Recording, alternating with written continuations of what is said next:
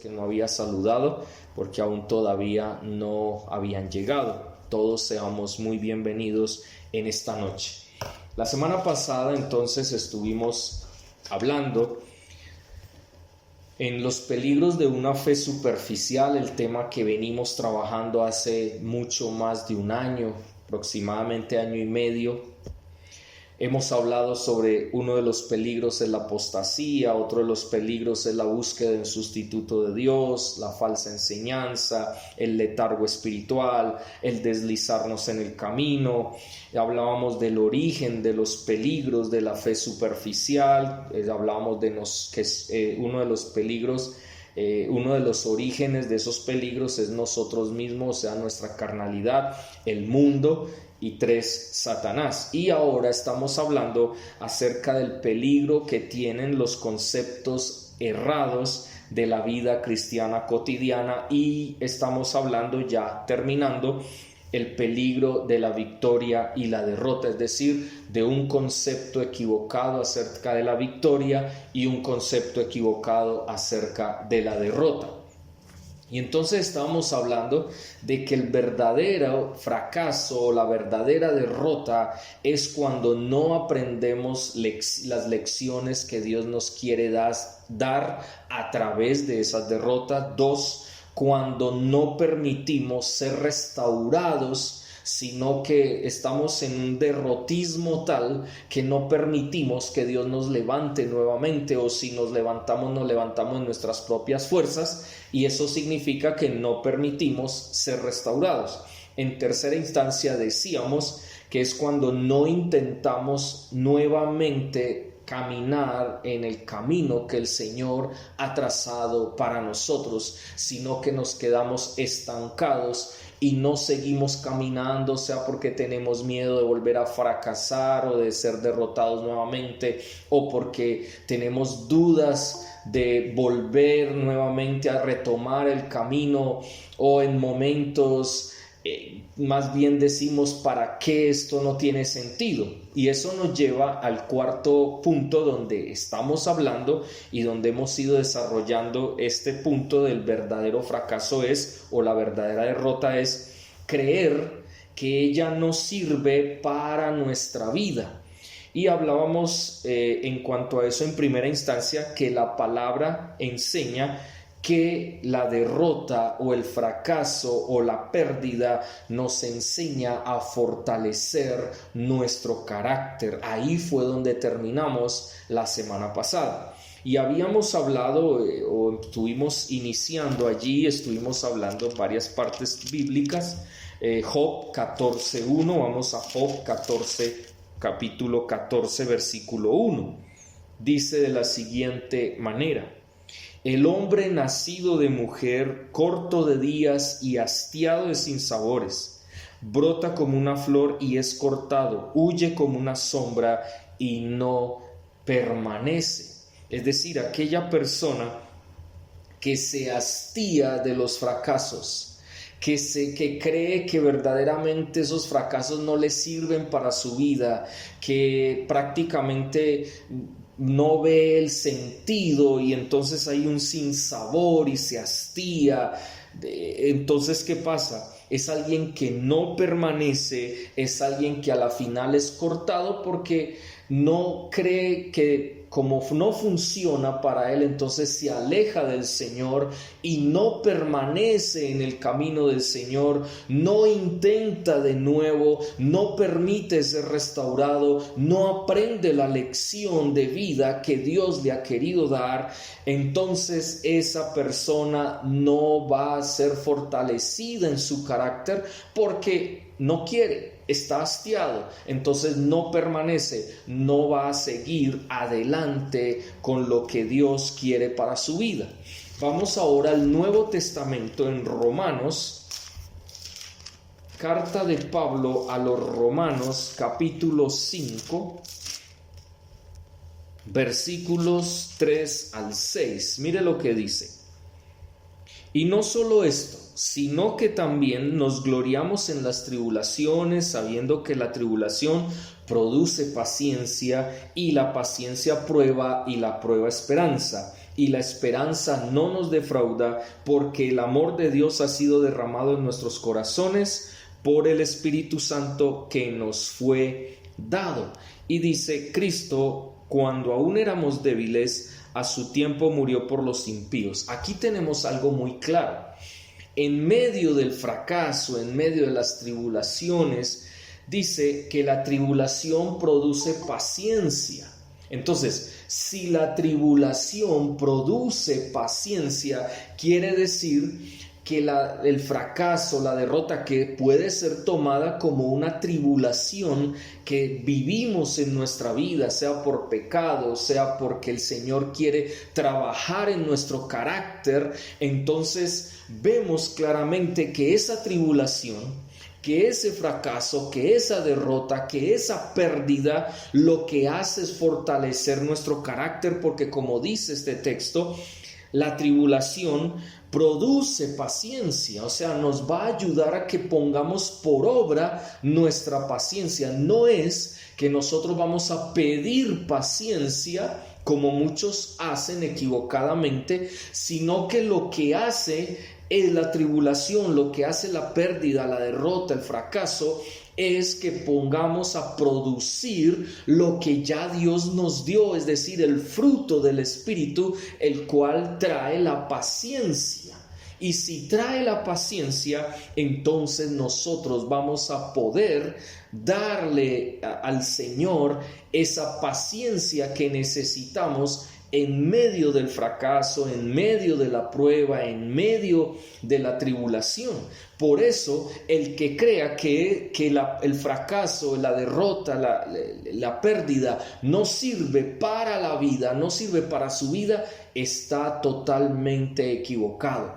Por eso el concepto de la victoria está tan equivocado, porque como la victoria que hoy se enseña en las iglesias no depende de Cristo, sino depende de nosotros mismos, entonces nos convertimos, como ya lo hemos dicho, en grandes superhéroes de la fe cristiana, concepto totalmente falso, y que entonces podemos valorar cuando vemos la victoria que viene de Cristo para nuestras vidas. Vemos también que el fracaso, cuando se nos permite en nuestra vida, sirve para que nosotros entendamos que debemos fortalecer nuestro carácter, que en nuestro carácter somos débiles y que necesitamos la victoria de Cristo para nuestra vida, para que tú y yo podamos tranquilamente darle gracias a Dios, humillarnos en la presencia de Dios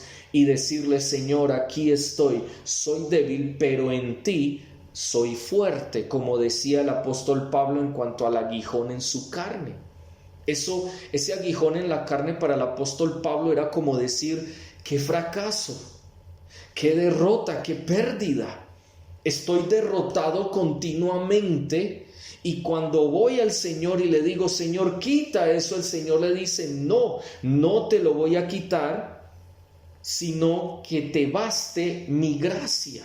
O sea, depende de mí totalmente para que tu carácter sea fortalecido, porque tú eres débil a causa de tu orgullo, porque por tu orgullo es necesario el aguijón en la carne, es necesario que de vez en vez recibas fracaso, recibas pérdida, recibas derrota, para que reconozcas que yo quiero transformarte, que yo necesito obrar en tu vida para que cada día seas más parecido a mi Hijo Jesucristo.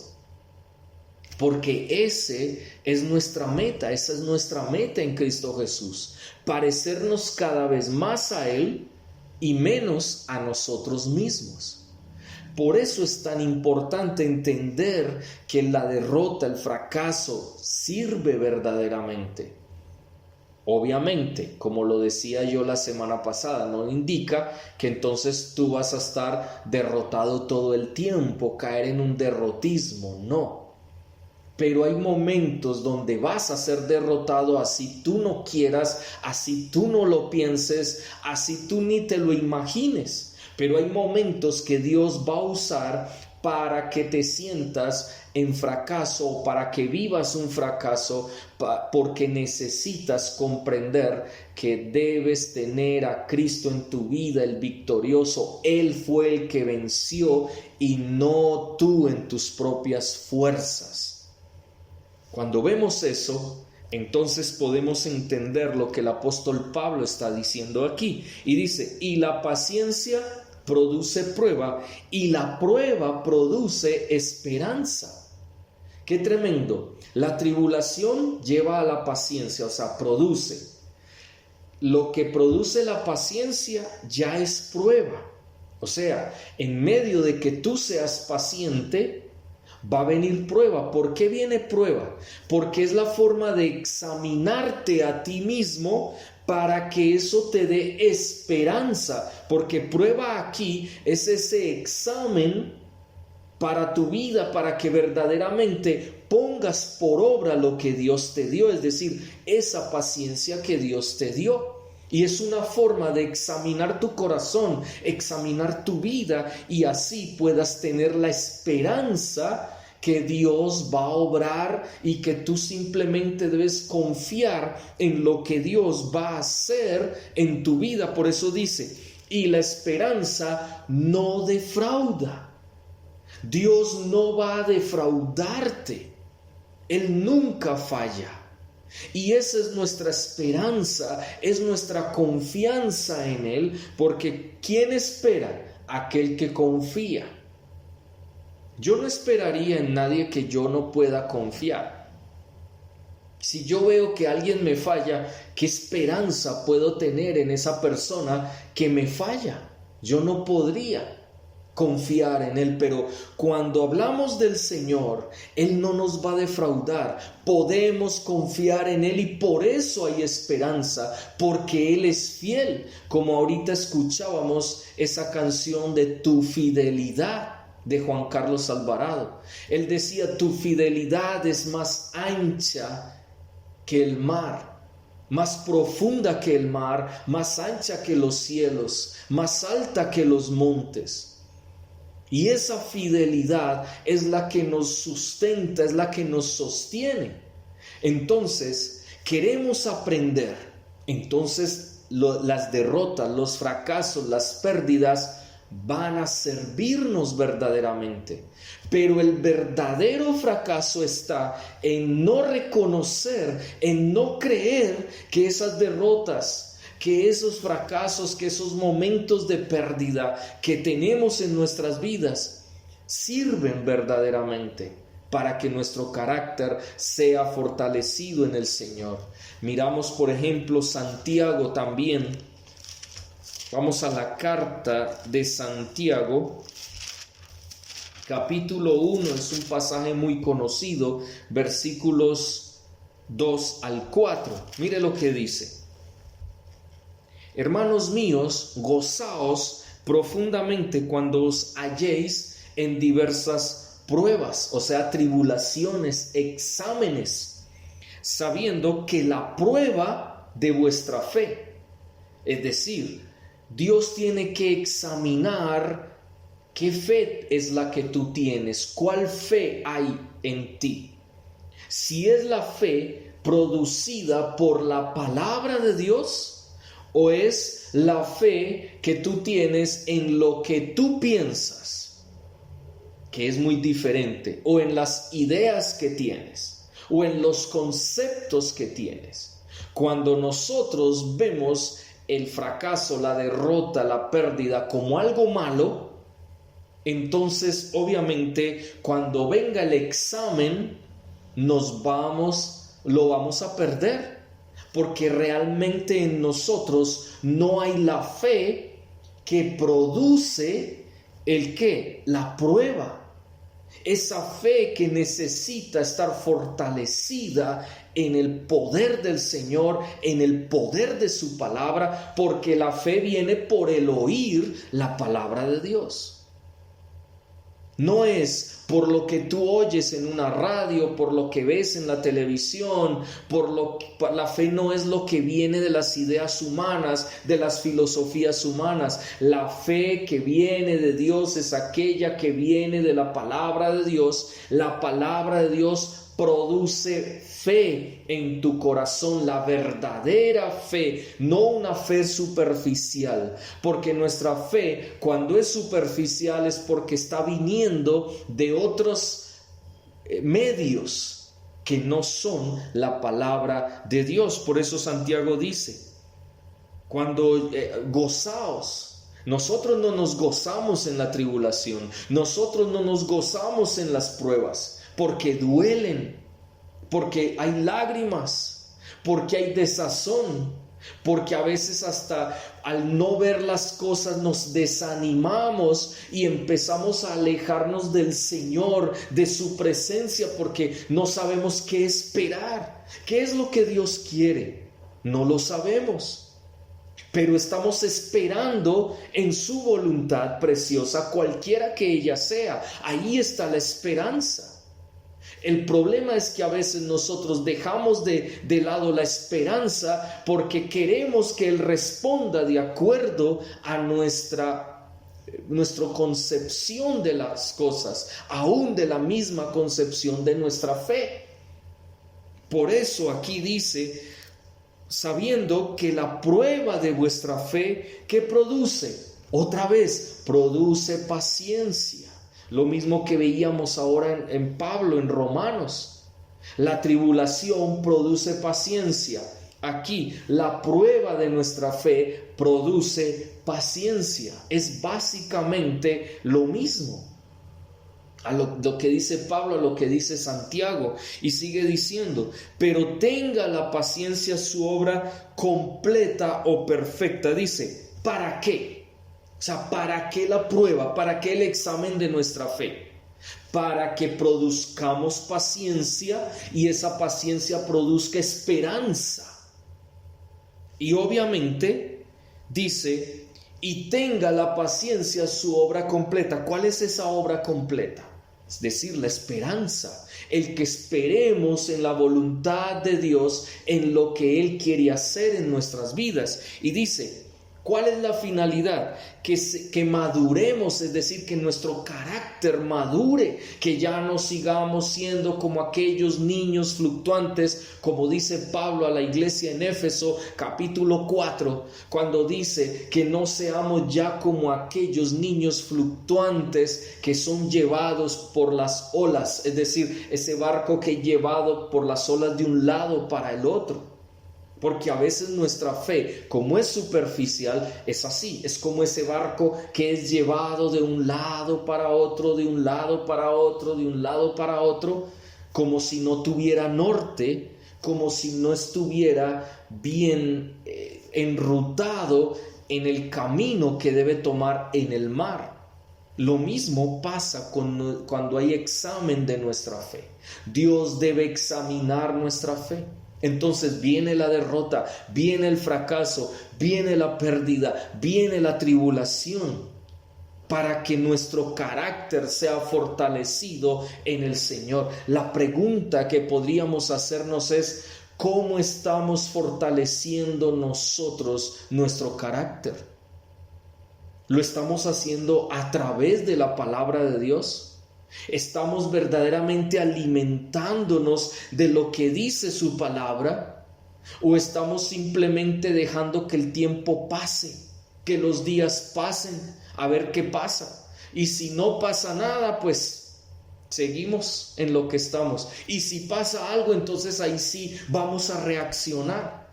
Yo creo que nuestra reacción debe ser ya.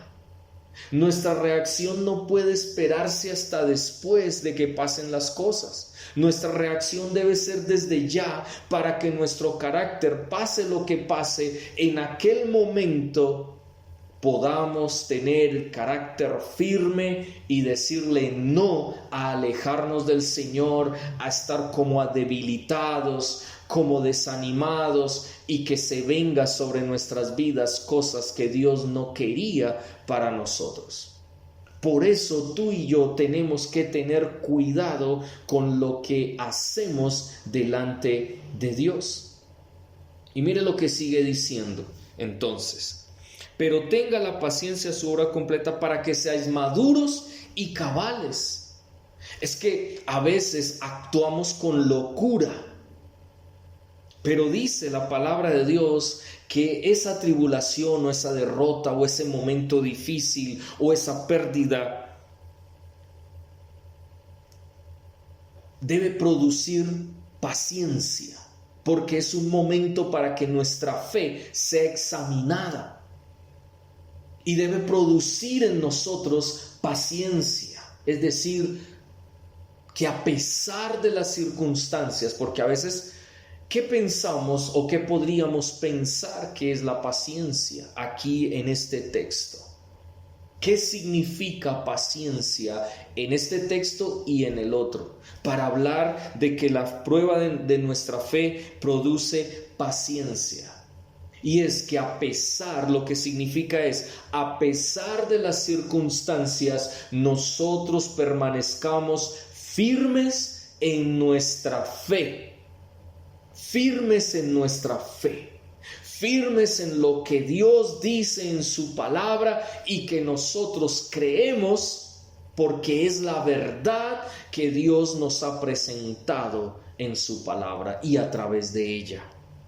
Por eso dice, seamos maduros, porque eso nos madura nuestro carácter, nos ayuda a crecer. Dios no nos ha llamado a que nos quedemos pequeñitos en la fe, sino que crezcamos en la fe del Hijo de Dios a la estatura de Él. Y miren, si no me lo creen, vamos a Efesios capítulo 4.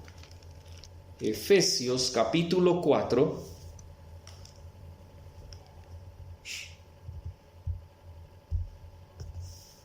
Versículo 13. Hasta que todos lleguemos a la unidad de la fe. ¿Por qué dice que todos lleguemos a la unidad de la fe? Porque cuando nosotros estamos en el camino del Señor, vamos a encontrar en el camino personas que todavía no tienen una fe tan firme. Y necesitamos todos juntos llegar a esa unidad de la fe, que todos creamos de la misma manera, que todos podamos llegar en Cristo Jesús, como dice acá, que todos lleguemos a la unidad de la fe y al conocimiento del Hijo de Dios, al hombre maduro, a la medida de la estatura de la plenitud de Cristo. Por eso vemos como en el pueblo de Dios hay algunos que tienen una fe y no es que sea más que el otro por tener una fe más madura que la que tiene el otro, sino que el que tiene esa fe más madura debe ayudar a esa persona que su fe no ha madurado o no ha permitido que Dios la madure en medio de las circunstancias, en medio de las pérdidas, en medio del fracaso. Por eso lo que estamos diciendo, cuando no permitimos ser restaurados, cuando no aprendemos las lecciones de vida dadas por Dios, cuando no lo intentamos de nuevo, cuando creemos que no sirve para la vida, esos momentos duros, difíciles, no creceremos en nuestra fe, no seremos perfeccionados, es decir, no habrá la madurez que Dios quiere que tengamos. Por eso pasamos por momentos duros, por momentos difíciles. Por eso es tan importante tener en cuenta esto.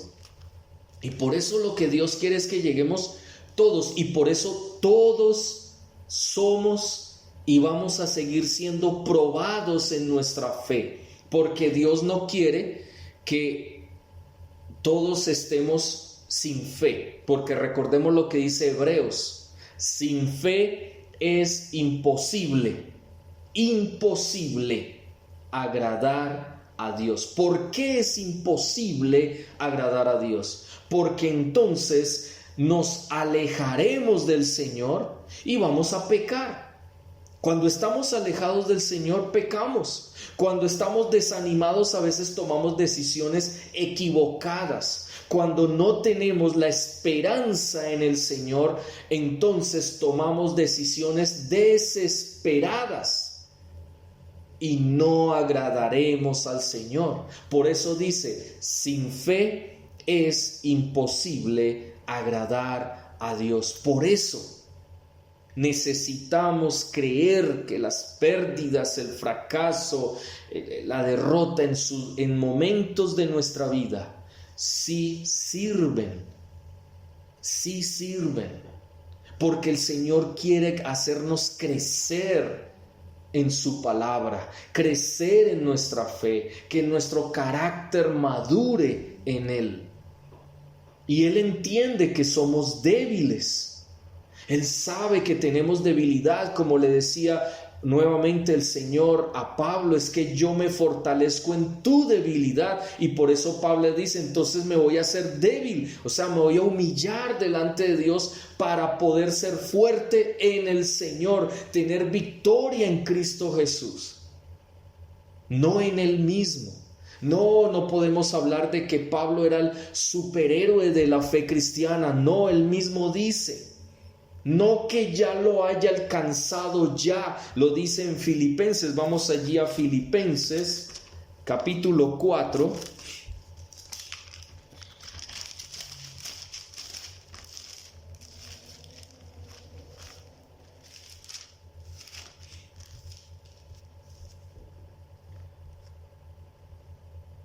Miremos desde el capítulo 3. Dice, capítulo 3, versículo 12.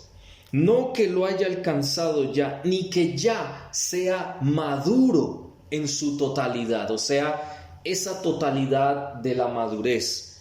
Él decía, no la he alcanzado ya, sino que ¿qué? Prosigo, permanezco, sigo adelante. Hay que prevalecer hasta el fin, hay que permanecer hasta el fin, por ver si logro coger aquello para lo cual fui también tomado por Cristo Jesús. Hermanos, yo mismo no pretendo haberlo ya alcanzado, pero una cosa hago, olvidando lo que queda atrás y extendiéndome a lo que está delante, sigo hacia la meta, al premio del supremo llamamiento de Dios en Cristo Jesús. ¡Qué tremendo! Él mismo no había alcanzado la madurez completa. Él tenía cierta madurez, mucha madurez en comparación, si vamos a hablar en comparación a otros, él tenía mucha madurez. Pero a pesar de la madurez que tenía, él todavía se consideraba que no lo había alcanzado totalmente. Por eso, aunque tenía cierta madurez, necesitaba seguir adelante, creciendo más y más para llegar a la estatura de la plenitud de Cristo. Y eso es lo mismo que nosotros vamos a experimentar en esta tierra cada día. Entonces, obviamente, ya viene el capítulo 4 de Filipenses, versículos 11 al 13, mire lo que dice. No lo digo porque tenga escasez, pues he aprendido a contentarme cualquiera que sea mi situación. Sé vivir humildemente y sé tener abundancia. En todo y por todo estoy enseñado, así para estar saciado como para tener hambre, así para tener abundancia como para padecer necesidad. Todo lo puedo en Cristo que me fortalece. Algo interesante de este texto tiene que ver que aún en la parte económica, Pablo tenía una madurez para vivir de la manera que le correspondiera vivir en cada momento.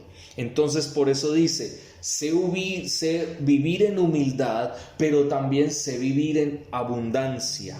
En todo y por todo estoy enseñado. Ahí es donde está el punto de su madurez. Sea en escasez, sea en abundancia, sea en momento de necesidad, de debilidad, de persecución, de hambre, de desnudez, cualquier cosa que él pudiera experimentar, dice, de todo eso aprendo, estoy siendo enseñado por el Señor.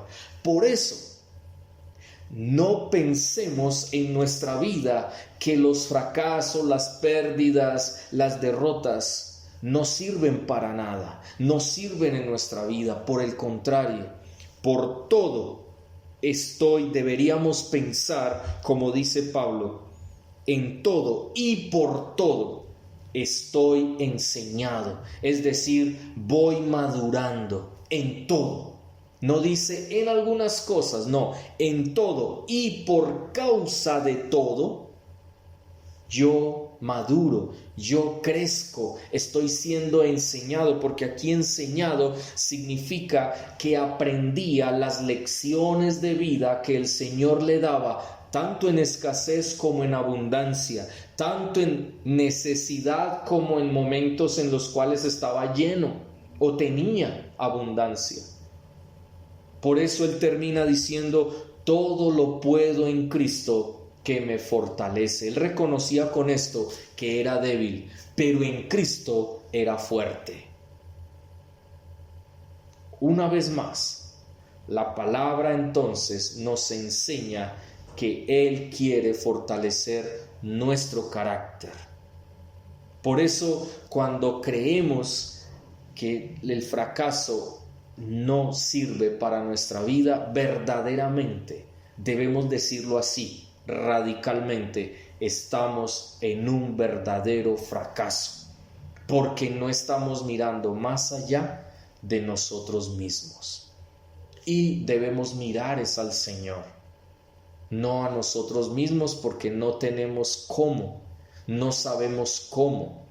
En cambio, Él sí nos conoce y Él sí sabe cómo y tiene cómo hacerlo, es decir, cómo ayudarnos, porque a la final Él es el que nos da la victoria en medio de todas las cosas que vivimos diariamente o cotidianamente. En segunda instancia, también debemos decir que aquella persona que cree que el fracaso no sirve para su vida se está perdiendo de algo interesante, y es que Dios usa el fracaso para su gloria, no para nosotros, para su gloria.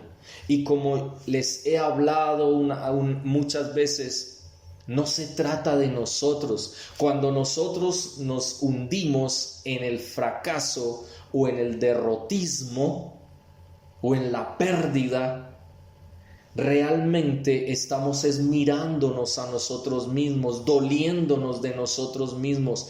Como diríamos el término, tendríamos autoconmiseración. ¿Qué significa eso? Empezamos a decir, pobrecito de mí, y entonces nos presentamos delante de los demás mostrándoles que estamos tan miserables, somos tan pobrecitos, que somos dignos de conmiseración, es decir, de una compasión mala, porque hay una compasión que es correcta, que es sentir compasión de una persona de tal manera que la ayudamos de la manera correcta, pero una persona que se presenta delante de los demás como miserable, como que pobrecito de mí, que ay no, ya no puedo conmigo, y entonces los demás, ay qué pecadito, pobrecito del hermano, venga, miremos a ver qué vamos a hacer con él, y se le ayuda de la manera incorrecta. Entonces obviamente no se está dando gloria a Dios, sino que se está mirando a sí mismo, y que otros pongan la mirada en él o en esa persona y no en Dios. Por eso es tan necesario siempre entender que Dios utiliza todas esas cosas difíciles en nuestra vida para su gloria, para su alabanza, para que se glorifique su nombre. En tercer lugar, aquella persona que cree que no sirve, que esto no sirve para la vida, es decir, el fracaso no sirve para la vida, también está perdiendo de vista que el Padre usa el fracaso para hacernos más como su Hijo Jesucristo, porque hemos sido llamados a parecernos al Señor. Y miremos varios textos. Primera de Corintios, vamos aquí a primera carta a los Corintios, capítulo 11, versículo 1, dice: sed imitadores de mí, como yo lo soy de Cristo. Dios nos ha llamado a que seamos imitadores, es decir, que seamos como su Hijo Jesucristo, que nos parezcamos cada día más a Él. Entonces, hay momentos donde va a venir un aguijón en la carne, hay momentos donde va a venir una pérdida, hay momentos donde va a venir un fracaso, pero es con el ánimo de que nos parezcamos al Hijo de Dios, a Jesucristo nuestro Señor. Porque el día de mañana, cuando Él venga a juzgar a la humanidad para condenación y para salvación, ese día Él va a mirar para salvación a aquellos que se parezcan a Él, que se han identificado con Jesucristo, con su obra, con su forma de ser, con su forma de andar aquí en la tierra. Aquellos que no quisieron parecerse al Señor Jesucristo rechazan y rechazaron el Evangelio de Cristo Jesús para seguir una vida en pecado, en maldad, y Dios, ya lo sabemos, rechaza a aquellos que en su orgullo quieren vivir una vida de acuerdo a sus propios criterios y no de acuerdo al Evangelio de Cristo. Entonces se pierde esta persona que no cree que el fracaso sirva para la vida. Entonces es una persona que prácticamente menosprecia que el Padre utilice esa forma para hacernos más cercanos a Jesucristo su Hijo. Miremos también Efesios, carta de Pablo a los Efesios, capítulo 5, versículo 1 y 2, dice: sed pues imitadores de Dios como hijos amados, y andad en amor como también Cristo nos amó y se entregó a sí mismo por nosotros, ofrenda y sacrificio a Dios en olor fragante. Muy claro, sed imitadores de Dios como hijos amados. ¿Qué debemos hacer? Simplemente ir a la palabra de Dios y comenzar a vivir una vida conforme Dios la estableció para nuestras vidas, imitándolo.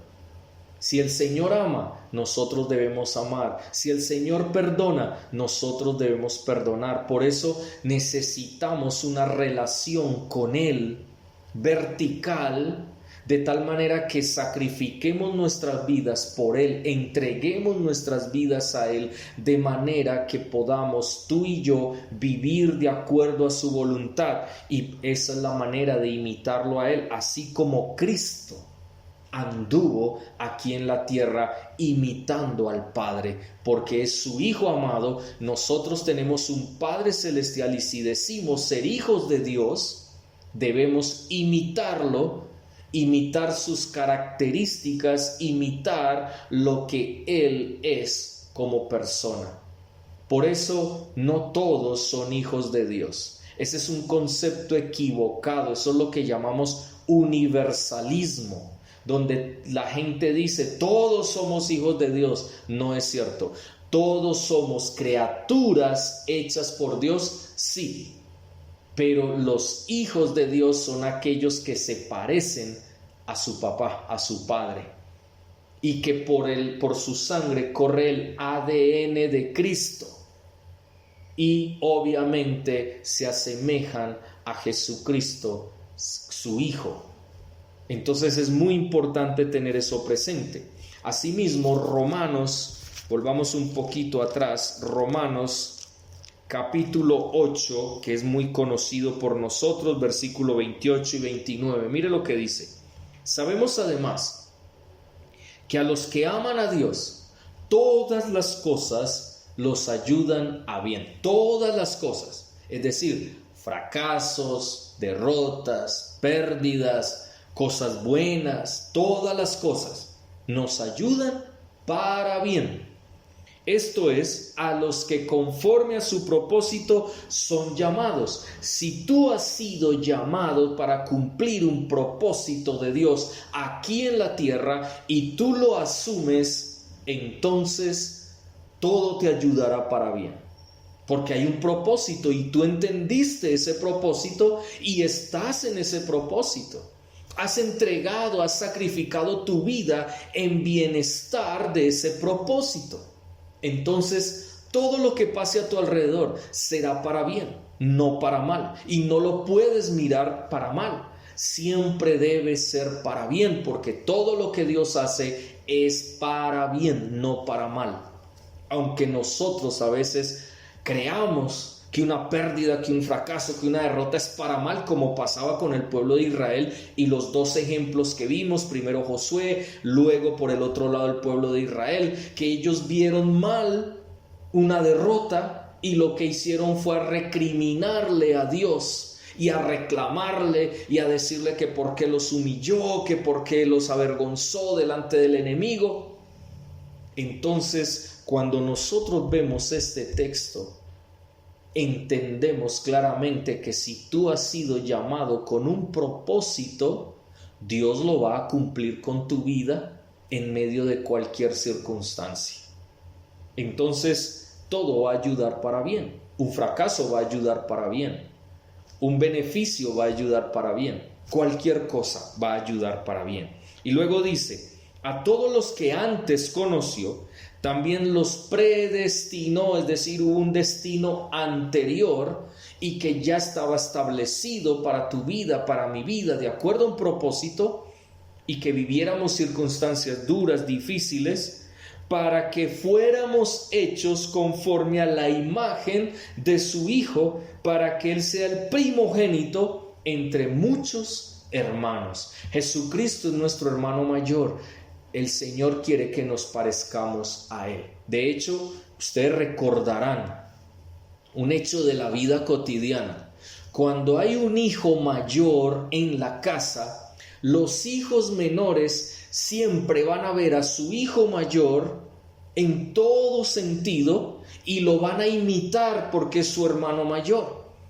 Cosas buenas, cosas malas, siempre van a imitar a su hermano mayor porque quieren ser como él.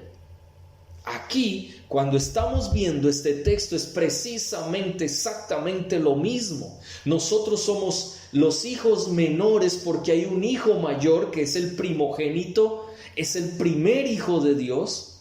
Él nos mostró al Padre y nosotros lo que queremos es imitar a nuestro hermano mayor. Queremos y debemos imitar a nuestro hermano mayor, porque Él nos mostró el derrotero. Es que es muy claro, Dios dejó en nuestra vida cotidiana, nos dio ejemplos muy vívidos de lo que habla aquí de nuestra relación con Dios, nuestra relación con el Padre, nuestra relación con nuestro hermano mayor. Y claramente aquí nos dice, para que Él sea el primogénito entre muchos hermanos, o sea, Él es el hermano mayor, podamos ser como Él, imitarle a Él. Y es muy claro para nuestras vidas. Qué tremendo darnos cuenta de esta realidad. Y por último, Primera de Juan, capítulo 2, versículo 6, un pasaje muy conocido. Lo hemos leído, lo hemos escudriñado un poco más en otros momentos. Dice la palabra de Dios: el que dice que permanece en Cristo debe andar como Cristo anduvo, es decir, debe parecerse al primogénito, al hermano mayor. Entonces tú y yo hemos sido llamados por el Señor precisamente para ello, para que podamos ver que lo que Dios permite en nuestras vidas es para bien, no para mal. Y si Él permite un fracaso, entonces claramente debemos comprender que sirve para crecer, para madurar, para seguir hacia adelante, para que lo intentemos de nuevo, para que permitamos ser restaurados, para aprender esas lecciones de vida que Dios quiere darnos, para la gloria de Dios, para hacernos más como su Hijo Jesucristo. Y esto no termina allí. Debemos mirar algunas otras cosas más en cuanto a lo que es el verdadero fracaso, pero también lo que no es el fracaso, porque lo hemos venido comparando para tener claridad frente a lo que es el verdadero fracaso y lo que no es el fracaso.